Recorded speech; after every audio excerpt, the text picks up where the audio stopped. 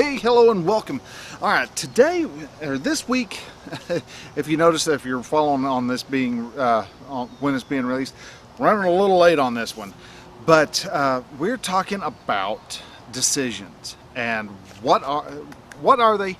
Why are they important?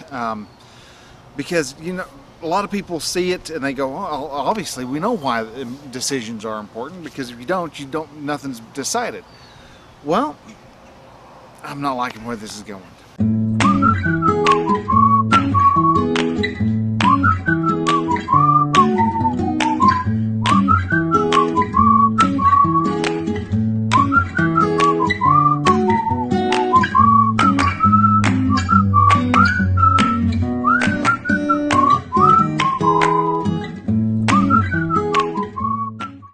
Today we're talking about decisions. What are they? Why are they important? Decisions are more than just what are you going to have on your sandwich today. They're more than just, are we going to eat at Pizza Hut, or are we going to eat at, well, I don't know if you know what Steak and Ale is, but it used to be an old restaurant. But eat at a high class restaurant, or are we just going to eat at a fast food joint? There's different weights that you have to worry about when it comes to actually making a decision.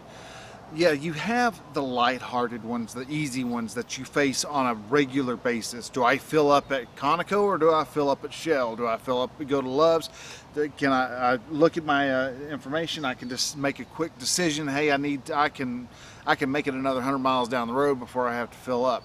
There are decisions that are easy to make, and then there are tougher decisions. Should I do blank? There are moral decisions and ethical decisions and business decisions. These life-altering decisions that you want to be able to make, and you want to be able to make confidently.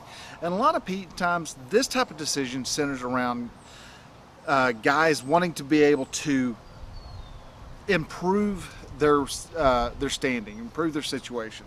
A lot of times these are guys who are trying real hard to understand how to get out of the 9 to 5. They want to just jump out of that old job and start a life of their own.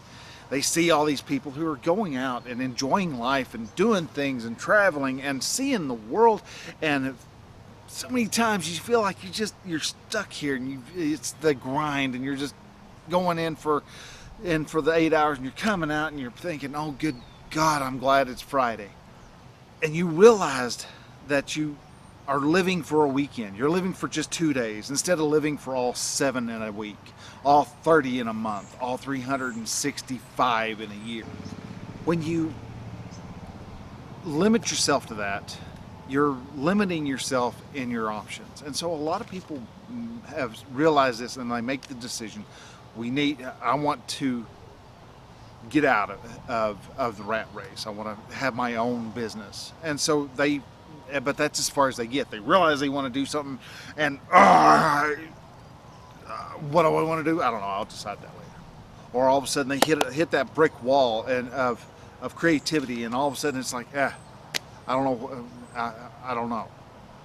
They get a tough decision. They come to these hard forks in the road, and you can either decide to take one or you can take the other. It doesn't matter. You have to make a decision.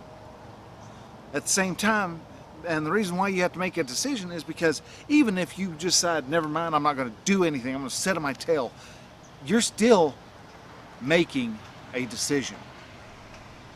Indecision is a decision. Why do people have such a hard time making decisions? I mean, we joke often, and women even jump in there, that it's a woman's prerogative to change her mind. It's her right to change her mind. Well, yes, and men, though, we change our minds just as much as everybody else does. So indecisiveness and changing your mind every 5 minutes doesn't fix the problem. It actually muddies the water up more. If you are going to, you want to make a decision, and you want to be able to make a good decision. Are you going to be right 100% of the time? Well, no, you're not ever going to be 100% all the time. That's flat out impossible to do. If you want to make a decision, though, it is good to make that decision and then commit to that decision. But when making that decision, and then waffling and decide, no, I don't want to do that. That creates a problem with the proverbial troops, whether those troops are your family, your co-workers, or anybody else who's looking at you for your particular insight. Decisions are tough because of fear. That's the bottom line. We're not going to bury the lead at all. It is fear. Most of the time, people who can't make a decision or refuse to make a decision do so out of, they don't know how their family's going to react. If all of a sudden you become successful, let's say you were doing a business, you've decided, never mind, I'm going to do a business. I'm going to go out and make myself my own $1 million. Well, great. How are you going to do that? Well, we are, and kind of, you think and hem and haw, and you come up with something, but you really come to a point where you have to make a tough decision, and and a lot of times people freeze. Somewhere in that area there is a tough decision that comes about, and most of these people will stop, freeze, and not make a decision. And the reason why is because they're afraid. The fear of making the decision amounts to, if I do this and I am right, then my guess is this is going to be a $1 million idea. I am going to become wealthy, and how are my family and friends going to react? Well, they're going to react however they react. It's going to either be positive or negative. And you're going to have some that are going to be negative, and you're going to be some that are positive. You're going to be some that are going to start out positive until they realize that your mentality for money has completely changed. And then it's going to swap to a negative. Those choices are not for those other people. Remember that you are looking after a certain set of priorities. It is God, you, your family, your friends. And yes, it is God, then you. Because if you put God, family, friends, then you, and put you last, you're going to be, if you put your family and friends before you put yourself last on the priority list, you're going to be so busy taking care of everybody else that you're not going to be able to take care of yourself. It's a lot like you may have, if you're in an airplane, you'll have a decision. Whose oxygen mask do you put on? They tell you, the flight attendant tells you correctly, a lot of times in a state of panic. They'll put on the baby's mask before they put on themselves. Well, what happens is they're trying to get the baby mask on, and they become incapacitated. So they lose the ability to even help people because they didn't look after themselves first. So looking after yourself, when it comes to a decision, those priorities that you make come into play. You also, whenever making decisions, you also want to be able to make sure you look through all the different factors that you can think of. And when I say you, I don't mean strictly you, but there's other people.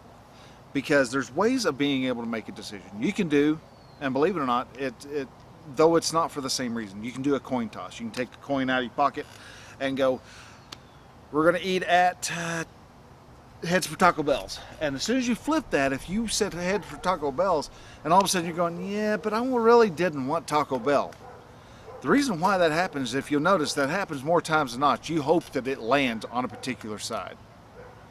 Whatever side you really hope that it lands is the side that you actually want to go to. You can actually do this with a little bit more. Don't do it for critical, life-altering decisions. But if you got something that's where you're just, I don't know what I want to do. Should I do this? Should I do A? Should I do B? A, B. Flip a coin, and when you flip it and it's up in the air, you're going to go, oh, I really wanted A. So choose A. instinctively, you know what the right answer is. You just allow the rest of your mind to cloud up your judgment and cloud up what you really want to have done. With the other possibilities, you start bringing in all those other factors, the below priority ideas and factors that come into play. You start bringing those in. So you don't want to be too. Flipping a coin actually helps you to bring that line of thinking, or your mind's intuitive guess, to the forefront. So you flip, you're going to think, oh, what it really should be, and 90% of the time, 80% of the time, actually, you're going to be right. Another way that you can actually make an educated decision is to make what's called a Pew matrix, Pew matrix. And basically what it is it's a graph. You got a column, you got columns in different rows. You can do this with a spreadsheet, and you have the different factors going down the side. So like you want to go on a vacation. So you got Hawaii, the Grand Canyon, Italy, and stay at home. All right. So you start now. You also have the factor. You've got those are the four choices. So you also have factors of what goes into that. So like cost, distance is food, prices, hotel prices. And so you would set those on the vertical line. And what you would do is each one, you would start out with stay at home. That's going to be your baseline. And those are all going to be, say, you'd mark all those S's. Then from each one, from there, you would have, you have one distance that's too far, one distance that's not far enough, or one option is it's too far away. Well, you can look through there and or make it just distance. I'm not thinking of this on the fly, so that's why not being very concise on the on the options. But anyhow, you have your prices of food. Well, is it more expensive to eat at the Grand Canyon as opposed to eating in Paris, France, as opposed to staying at home? Well, if it's more expensive, or if it's the price is not an issue, then you can put a plus. If the price is an issue on something, you can put minus. So if you eat in Paris, France, maybe the food's going to be really expensive, and so you might make a minus. And you go through there, you add pluses and minuses to all the different choices as to their different choice factors. And then you go down each column and you decide anything with an S is a 0, anything with a plus is a 1 or a 2, and anything with a minus is a -1 or -2. And so you go through there and you decide, you add up all the pluses and you take away all the minuses, and whichever one has the highest number at the end is the choice that you're making. You can do this with a pros and cons list. There's also a variation of this called the force field. And so what you do is you do a pro and con. So you want to, I want to start my own business. Pros of starting my own business: expensive, makes very busy. Then on the pluses, it means you've got extra money. You're your own boss. You get to be home with the kids every day, and you could choose your hours.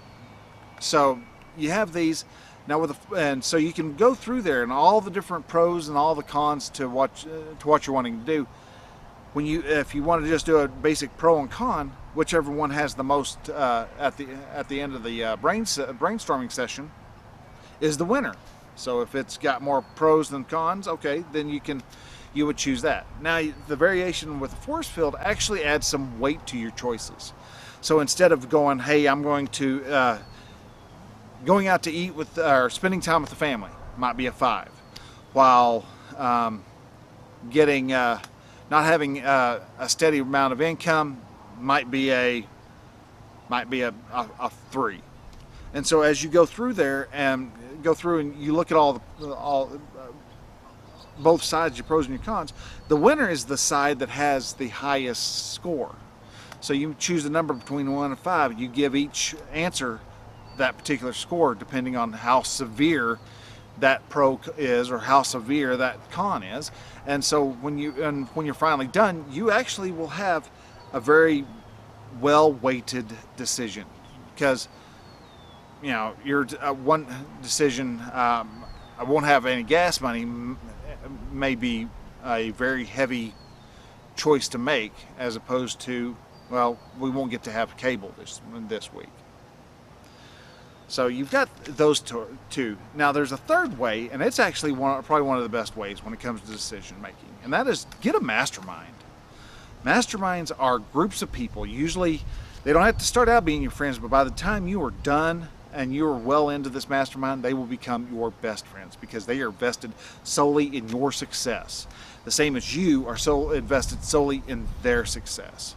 And so you end up helping each other out. Because not everybody knows everything about everything. So if you have a insight of, say, you're wanting to start a new product for your company. Well, you may be wanting to do this, but your friends, the guys in the mastermind, are going to go, yeah, but you tried that 2 years ago and you didn't like it. It really weighted everything down. And you go, well, yeah, I realize that, but this is this. Okay, but how about, and they would be able to come up with questions to counteract and really put your feet to the fire on your decision and help you think of all the different angles that you would have never thought of before. You can find masterminds all over the place. And actually, if you want to be a part of a mastermind, I'm looking to start one up. Just as I've got a marvelous one that right now we are the mastermind. We have a lot of success with it. We have definitely grown in the, how many, it's been I think almost 5-6 years since we started. I think we started back in 2013. But anyhow, we've been at this for a while. So we've been a master group for 5-6 years and have got a great group that we talk every Sunday is what we do. Wanting to get another one, and there's a couple of masterminds that I'm wanting to start up. So if you would like to join in on a mastermind, you can, and it will. I will give a link to just a little Google form that I'm using for people who want to be in the mastermind. What is it that they are wanting to get out of a mastermind? Things like that. So you can actually apply. Well, it's not much of an application, but apply to be a part of the mastermind. So those are 3 different ways of being able to make a decision. And decisions are, like I said, is fear. And so if you realize that it's just, you're being afraid of an emotion. You're not afraid of the outcome. You're afraid of what the emotion is. It can help you make a decision a little bit easier and a little bit better. And I really do hope that this helps, because there's going to be, especially if you're in a mastermind and in a group, you're going to have decisions that you have to make, and you're going to be held accountable. So let's get together. Let's help each other out. Let's make a mastermind if that's what you're interested in doing, and let's see if you and me and the other people around can help each other out. And so click the link down below. Also, if you would like, click the subscribe button that is down in the corner, and make sure that that way you can make sure that you're notified of when I put out a new video. So I want to thank you again for watching, and we will catch you next week. So till then, you'll have a great time.